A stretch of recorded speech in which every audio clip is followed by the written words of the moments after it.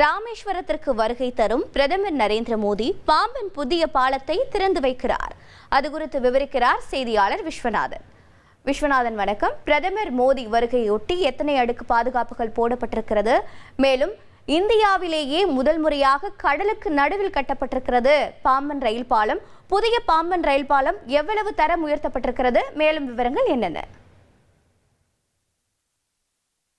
மண்டபம் நிலப்பரப்பையும் ராமேஸ்வரம் தீவையும் இணைப்பது பாம்பன் ரயில் பாலம் முக்கிய பங்காற்றி வந்தது. இந்த நிலையில் பார்த்தீங்கன்னா கடந்த 2022ஆம் ஆண்டு பழைய ரயில் பாலத்தில் உள்ள தூக்கு பாலத்தில் ஏற்பட்ட தொழில்நுட்ப கோளாறு காரணமாக ரயில் சேவையானது நிறுத்தப்பட்டது. இதனையடுத்து அனைத்து ரயிலுமே தற்போது வரைக்கும் மண்டபம் ரயில் நிலையத்திலிருந்து இயக்கப்பட்டு வருகின்றது. இந்த நிலையில் பார்த்தீங்கன்னா பழைய ரயில் பாலம் வரையிலேயே சுமார் 550 கோடி மதிப்பீட்டில் புதிய செங்குத்து தூக்கு பாலம் கட்டுமான பணிகள் கடந்த ஒரு 3 ஆண்டுகளுக்கு மேலாக நடைபெற்று வந்தது. இந்த நிலையில் தற்போது அதன் பணிகள் நிறைவடைந்துள்ளது.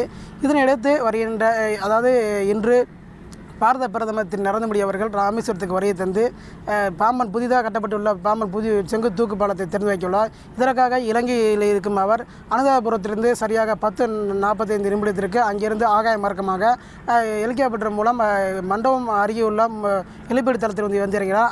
அதாவது 1 மணி நேரம் டிராவல் செய்து அங்கேருந்து வந்திறங்கிறார். அங்கேருந்து சாலை மார்க்கமாக பாம்பன் சாலை பாலத்துக்கு வந்தடையும் பாரத பிரதமர் சாலை பாலத்தில் இருந்து புதிதாக கட்டப்பட்டுள்ள செங்குத்து தூக்கு பாலத்தை திறந்து வைக்க உள்ளார். இதனையடுத்து அந்த செங்குத்து தூக்கு பாலம் வழியாக ரயில் சேவையும் தொடங்கப்பட உள்ளது. அதனையடுத்து செங்குத்து தூக்கு பாலம் தூக்கப்பட்டு கப்பல் சேவையும் தொடங்கப்படவும் உள்ளதாக அதிகாரிகள் தெரிவித்துள்ளனர். இதனையடுத்து இங்கிருந்து சாலை மார்க்கமாக ராமேஸ்வரம் திருக்கோயிலுக்கு செல்லும் பாரத பிரதமர் அங்கு சாமி மற்றும் அம்பாளை தரிசனம் பெற்ற பின்னர் பொதுக்கூட்டம் நடைபெறும் இடத்திற்கு வர உள்ளார்.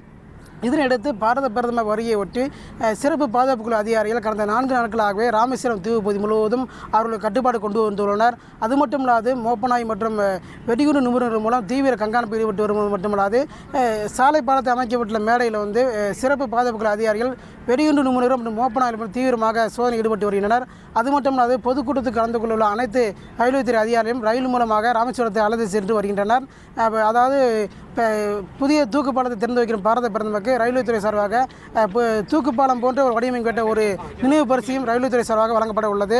இதனையடுத்து 10 SP 15 DHB 40 DSP உள்ளிட்ட சுமார் 4000 போலீசார் ராமேஸ்வரம் தீவு பகுதியில் பாரத பிரதமர் வருகையை ஒட்டி பாதுகாப்பு பணியில் ஈடுபட்டு வருகின்றனர்.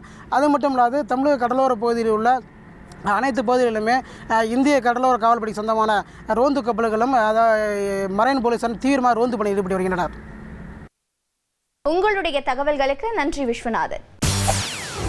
செய்திகளை உடனுக்குடன் தெரிந்து கொள்ள உடனே சப்ஸ்கிரைப் பண்ணுங்க.